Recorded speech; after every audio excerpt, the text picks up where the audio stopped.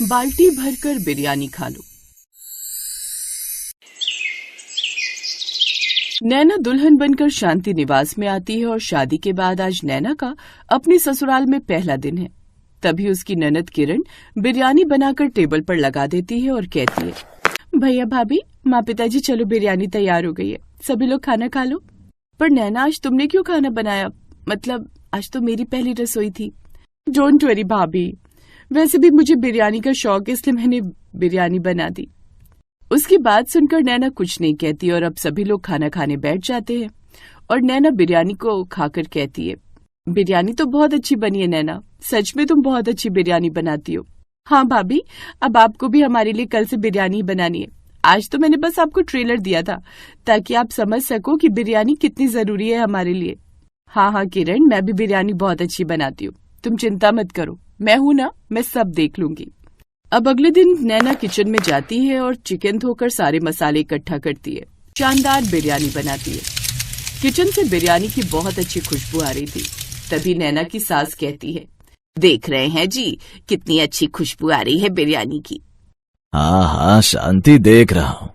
मैं तो पहले ही कहता था कि हमारी बहू लाखों में एक है। अब देखो हमारी बहू कितनी अच्छी बिरयानी बनाती है। सही कह रहे हैं जी आप, हमारी बहू के हाथ में जादू है, जादू। दोनों आपस में बात कर ही रहे थे कि इतने में नैना बिरयानी बनाकर डाइनिंग टेबल पर ले आती है और अब सभी के लिए लगा देती है। सभी लोग बिरयानी खाते हैं और नैना की बहुत तारीफ करते हैं। वाह बहू, तूने तो सच में बहुत अच्छी बिरयानी बनाई है। जितनी अच्छी खुशबू आ रही है उससे ज्यादा अच्छी तो ये बिरयानी खाने में है। हाँ भाभी, आपने तो दिल ही जीत लिया मेरा, सच में आप बेस्ट हो, आपने मुझसे अच्छी बिरयानी बनाई है। सभी की बात सुनकर नैना बहुत खुश होती है और सभी लोग उसको नेक भी देते हैं। अब सभी खाना खाकर अपने अपने काम पर चले जाते हैं, जिसके बाद अब नैना शाम को अपनी सास के पास जाती है और बड़े प्यार से अपनी सास से कहती है, नहीं बहू, हमें ये सब नहीं खाना, हम तो केवल बिरयानी ही खाते हैं। तुमने तो इस तरह हमारा दिल तोड़ दिया। हमने तो सोचा था कि तुम हमारे लिए बिरयानी बनाकर लेकर आओगी और हम तुम्हारी तारीफ करेंगे। ये क्या, तुम तो कुछ और ही बनाकर ले आई हो। ये तो बिल्कुल ही गलत है बहू। लगता है भैया ने आपको बताया नहीं कि हमारे घर में बिरयानी के अलावा और कोई खाना नहीं बनता, हम सबको सिर्फ बिरयानी पसंद है। वैसे इसमें बताने जैसा कुछ नहीं है। जो स्वाद बिरयानी में है वो दुनिया के और किसी खाने में नहीं है। जो मजा बिरयानी खाने में आता है वो किसी और खाने में नहीं आता है। सच में बिरयानी खाकर ऐसा लगता है जैसे हम लोग बहुत ज्यादा अमीर हैं और हमारे पास बहुत ज्यादा पैसा है। मुझे तो सच में बिरयानी खाकर बड़ा अमीरों जैसा फील होने लगा है, इसीलिए मुझे कुछ और खाने का मन ही नहीं करता है। लेकिन मुझे तो रोज रोज बिरयानी बिल्कुल अच्छी नहीं लगती, बल्कि रोज रोज बिरयानी खाते खाते तो मेरा दिल ही खराब होने लगता है। ऐसा लगता है जैसे जिंदगी में कुछ और खाने के लिए बचा ही नहीं है। आप लोग ये छोटी सी बात क्यों नहीं समझते? कोई बात नहीं नैना, धीरे धीरे तुम्हारी भी आदत पड़ जाएगी। अब किचन में जाओ और हम सभी के लिए बिरयानी बनाकर ले आओ, क्योंकि ये खाना तो हमारे गले से नीचे नहीं उतरेगा। नैना किचन में जाती है और बिरयानी बनाना शुरू करती है। साथ में ही वो गुस्सा होते हुए अपने आप से कहती है, हे भगवान, कैसे ससुराल वाले हैं ये, रोज रोज भला बिरयानी कौन खाता है। मुझे बनाने में इतनी दिक्कत होती है और फिर स्वास्थ्य के लिए भी तो ये ठीक नहीं है। इन लोगों को किसी न किसी तरह तो समझाना ही होगा। नैना उन्हें कई बार समझाने की कोशिश करती है, लेकिन उनमें से कोई भी समझने को तैयार ही नहीं था। एक दिन नैना बिरयानी बनाने का सामान खरीदने मार्केट जाती है। तभी उसकी सहेली कनक उसे मिलती है। कनक नैना को देखकर कहती है, नैना कैसी है तू? क्या बात है यार, तू बहुत दुबली हो गई और खुश भी दिखाई नहीं दे रही। ससुराल वाले अच्छे नहीं मिले क्या? क्या बताऊं यार, वैसे तो मेरे ससुराल वाले बहुत अच्छे हैं और मुझे कोई दिक्कत भी नहीं है, लेकिन उन लोगों को रोज बिरयानी खाने की आदत है। बस मैं इसी बात से परेशान हो गई हूँ। ऐसा कहकर नैना अपनी सहेली को सारी बातें बताती है तो उसकी सहेली कनक कहती है, यार प्रॉब्लम तो है, लेकिन ऐसी प्रॉब्लम नहीं है जिसका कोई सोल्यूशन ना हो। तू ऐसा करना। फिर कनक नैना के कान में कुछ कहती है, जो सुनकर नैना बहुत खुश हो जाती है और कहती है, यार तू तो सचमुच जीनियस है। कॉलेज में भी तू ऐसे ही किसी भी प्रॉब्लम का हल चुटकियों में निकाल लिया करती थी। अच्छा मैं चलती हूँ, मुझे तेरी कही बात अप्लाई भी तो करनी है। अब नैना बिरयानी का सामान लेकर घर आती है और बाल्टी भरकर बिरयानी बनाकर टेबल पर रख देती है। सभी लोग ये देखकर चौंक जाते हैं। तब नैना की सास कहती है, तुमने बाल्टी भरकर बिरयानी लाकर क्यों रख दी बहू? आप लोगों को बिरयानी बहुत पसंद है ना, तो इसीलिए मैंने बाल्टी भरकर बिरयानी आप लोगों के सामने रखी है। अब आप लोग इसे खाइए और ये सारा दिन यहीं रखी रहेगी। इसे शाम तक खत्म करना होगा तो ही मैं दूसरी बिरयानी बनाऊंगी। सभी लोग दिन भर घूम घूम कर बस बिरयानी ही खाते रहते हैं। वे लोग बहुत खुश थे कि नैना ने बाल्टी भरकर बिरयानी बनाई थी। अगले दिन नैना फिर से बाल्टी भरकर बिरयानी बनाती है। लगभग 1 हफ्ता बीत चुका था। सभी लोग बिरयानी से बोर हो चुके थे। नैना की सास कहती है, बहू, ये रोज रोज बाल्टी भरकर बिरयानी देखकर तो मन भर गया है। आज तो मेरा बिरयानी खाने का मन ही नहीं कर रहा। मुझे भी बिरयानी बिल्कुल अच्छी नहीं लग रही। ऐसा करो बहू कि तुम कुछ और ही बना लो। आज तो बिरयानी बन गई है। आज तो आप सबको यही खाना पड़ेगा। कल मैं रोटी सब्जी बनाऊंगी। और अगले दिन नैना ने आलू गोभी की सब्जी और रोटी, साथ में चावल और रायता भी बनाया। दुनिया का चाहे कितना भी अच्छा खाना हो, लेकिन वो रोज रोज खाकर कभी अच्छा नहीं लगता। उम्मीद है आप सबका बिरयानी से मन भर गया। अब मैं महीने में केवल एक ही बार बिरयानी बनाऊंगी, बाकी के हर दिन सादा खाना ही बनाऊंगी। और इस तरह नैना के ससुराल वालों ने अलग अलग तरह का खाना खाना शुरू कर दिया। माँ जी, आज खाने में क्या बनाऊं?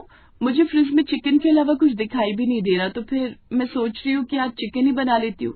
वैसे चिकन में प्रोटीन होता है, तो फिर आप सब लोगों को बहुत पसंद भी आएगा और आप सब लोगों की सेहत के लिए भी बहुत अच्छा रहेगा। हाँ, तो बेटा तुम बिरयानी बना लो। कल तो तुमने बहुत ही अच्छी बिरयानी बनाई थी। सच में सबने बहुत ज्यादा बिरयानी खाई थी, लेकिन फिर भी सब लोगों का मन नहीं भरा था। अगर तुम बिरयानी बना लोगी तो वो ज्यादा अच्छा रहेगा। सब लोग पेट भरकर खाना भी खा लेंगे और तुम्हारे खाने की तारीफ भी कर। अब नैना फिर से किचन में जाती है और बिरयानी बना लेती है। सभी लोग बिरयानी खाते हैं और बहुत तारीफ करते हैं। अगले दिन नैना फिर से अपनी सास से पूछती है कि खाने में क्या बनाना है। ये सुनकर वो अपने मन में सोचती है, लगता है इन लोगों को मेरे हाथ की बिरयानी कुछ ज्यादा ही पसंद आ रही है, इसीलिए ये लोग रोज रोज मुझसे बिरयानी बनवा रहे हैं। लेकिन मैं तो बिरयानी खाकर बोर हो गई हूँ। ऐसा करती हूँ कि अभी बिरयानी बना लेती हूँ और शाम को कोई हरी सब्जी ले आऊंगी बाजार से और फिर उसे बना दूंगी। नैना फिर से बिरयानी बना लेती है और शाम को वो बाजार जाती है और कई तरह की सब्जियां ले आती है। मिक्स वेज, चावल, रोटी, रायता सब कुछ बनाती है और लगा देती है। लेकिन बिरयानी ना देखकर सभी ससुराल वालों का दिमाग ही खराब हो जाता है।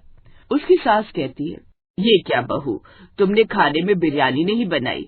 हम सब लोग तो सोच रहे थे कि तुम हमारे लिए बिरयानी लेकर आओगे और हम तुम्हारी तारीफ करेंगे, लेकिन तुम तो ये क्या लेकर आ गई हो, हमने तो सोचा ही नहीं था। माँ जी, पिछले 1 हफ्ते से हम बिरयानी खा रहे, तो मैंने सोचा कि आज मैं कुछ और बना लूं।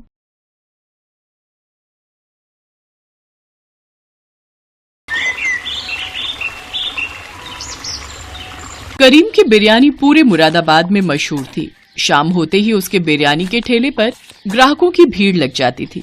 करीम का बिरयानी बनाने का तरीका बहुत अलग था। बढ़िया चिकन, मटन और खुशबूदार मसाले, खिला खिला चावल बिरयानी के स्वाद में 4 चांद लगा देता था। पर अचानक एक दिन करीम को हल्का बुखार आया, तो वो घर पर थोड़ा आराम करने के लिए उस दिन ठेला नहीं लगा सका। उसने सोचा कि तबीयत में सुधार हो जाएगा, पर करीम की तबीयत ज्यादा बिगड़ गई और बुखार ज्यादा बढ़ता गया, जिस कारण करीम के शरीर में बहुत कमजोरी हो गई। इसी वजह से करीम बिरयानी का ठेला भी नहीं लगा पा रहा था और उसके काम का नुकसान हो रहा था। ये लो तुम्हारी दवाई, डॉक्टर साहब ने बोला है बिल्कुल भी काम पर नहीं जाना, अभी तुम कुछ दिन और आराम करो। नहीं रुखसाना, मेरा पहले ही काम बहुत खराब हो गया। कितने दिन से मैंने ठेला नहीं लगाया और तुम्हें तो पता है घर का किराया सर पर आ रहा है। बिजली पानी सबका किराया भी तो देना है। काम नहीं करूंगा तो पैसे कहाँ से आएंगे। चिंता मत करो, अब मैं ठीक हूँ, बस थोड़ी कमजोरी है। कल सुबह ठेला लगाने की तैयारी करता हूँ। एक काम करती हूँ, मैं भी तुम्हारे साथ जल्दी उठ जाऊंगी, दोनों मिलकर तैयारी कर लेंगे। ठीक है, फिर सुबह मुझे जल्दी उठा देना। और करीम मियाँ, किराया कब दे रहे हो? मैंने सोचा तुम तो आओगे नहीं, तो खुद ही आ जाऊं। अकरम भाईजान, बस कुछ दिनों से तबीयत खराब चल रही है, इसलिए काम भी बंद पड़ा है। कुछ दिन कमाई करके फिर मैं जल्दी ही किराया देने की कोशिश करूंगा। नहीं नहीं, अब एक भी दिन ऊपर नहीं करना। कल तक मेरा किराया मुझे दे दो। वैसे भी मेरे साले की शादी है, मैं कुछ दिनों के लिए परिवार के साथ शादी में जा रहा हूँ, उसके बाद बहुत देर हो जाएगी। शादी के लिए खरीदारी भी तो करनी है। तू कुछ भी करके कल तक पैसों का इंतजाम कर ले, मैं कल फिर आऊंगा। अकरम धमकी देकर चला जाता है। करीम बिरयानी का ठेला लेकर बाजार पहुंचता है, पर अब उसी जगह पर किसी दूसरे आदमी ने बिरयानी का ठेला लगाना शुरू कर दिया। उसके सारे ग्राहक भी उसी ठेले पर बिरयानी खाने लगे, क्योंकि वो बिरयानी वाला करीम से कम दाम में बिरयानी खिला रहा था। इस कारण करीम की बिक्री बहुत कम हुई। करीम परेशान हो गया क्योंकि अगले दिन अकरम फिर से किराया लेने आ गया। देख करीम, तू मेरा किराया नहीं चुका सका, अब ये ठेला, ये बर्तन और घर का सामान मैं कबाड़ में बेचकर अपना किराया पूरा करूंगा। चलो लड़को, जल्दी जल्दी सारा सामान उठाओ और ले चलो। अकरम भाई ऐसा ना करो, मेरे छोटे छोटे बच्चों को लेकर मैं कहाँ जाऊंगा, रात होने को है। अकरम भाई जान सुनो, अल्लाह के लिए मुझ पर रहम करो अकरम भाई। अकरम ने करीम की एक नहीं सुनी, वो उसका सारा सामान उठाकर ले गया। करीम की आंखें आंसुओं से भर गई। उसने अपने बेटे को गोद में लिया और पत्नी और बेटी के साथ घर से बाहर निकल आया। सुनिए, शाम होने को है, अब हम कहाँ जाएंगे, कोई ठिकाना भी तो नहीं है। थोड़ी देर में दिल्ली की बस आने वाली है, दिल्ली में ही रहेंगे, यहाँ मुरादाबाद में रहने का अब कोई फायदा नहीं। दिल्ली एक बार भाईजान के पास चलते हैं, हो सकता है वो कोई काम दिलवा दे। करीम अपनी पत्नी और बच्चों को लेकर मुरादाबाद बस अड्डे से दिल्ली की बस में बैठ गया और दिल्ली अपने बड़े भाई रहमान के घर पहुंचा। पर रहमान की पत्नी सलमा ने उन्हें वहां रहने के लिए साफ मना कर दिया। देखिए जी, मैं इन्हें यहाँ रहने के लिए इजाजत नहीं दे सकती। आप तो जानते ही हैं दिल्ली शहर में खर्चे कितने हैं। हम ही बड़ी मुश्किल से 2 वक्त की रोटी जुटा पाते हैं। अब इन दोनों का साथ में बच्चों का खर्चा उठाना हमारे लिए बहुत ही मुश्किल है। आप बुरा मत मानो करीम भाईजान, आपको कहीं और रहने का इंतजाम करना पड़ेगा। बेगम कुछ दिन तो। आप बीच में मत बोलो, बात मैं कर रही हूँ ना। देखिए भाईजान, ये सीधे हैं, ये तो आपको अपना छोटा भाई मानकर यहाँ रख लेंगे, पर सारी परेशानियां तो मैं जानती हूँ ना। छोटी छोटी चीजों के लिए कितनी मुश्किलें आती हैं। रुखसाना, तुम्हारे भी तो मायके वाले रामपुर में है ना, उनके पास क्यों नहीं चली जाती हो? भाभी जान, आप तो जानती हो मेरे मायके में भाभी बची हैं, वो भी बड़ी मुश्किल से मजदूरी करके अपने मायके में रहकर बच्चों को पाल रही हैं। अम्मी, अब्बू, भाईजान सभी दुनिया से चले गए। कहते कहते रुखसाना रो पड़ी। कुछ भी हो, अब यहाँ आप लोगों के लिए कोई जगह नहीं है, माफ करना। करीम क्या ही करता, वो अपने परिवार को लेकर अपने भाई के घर से बाहर आ गया। सड़क पर भूखे प्यासे वो ऐसे ही घूमते रहे, ना कोई रुकने की जगह, ना कुछ खाने पीने का इंतजाम। करीम के पास जो भी पैसे थे सारे खत्म हो चुके थे।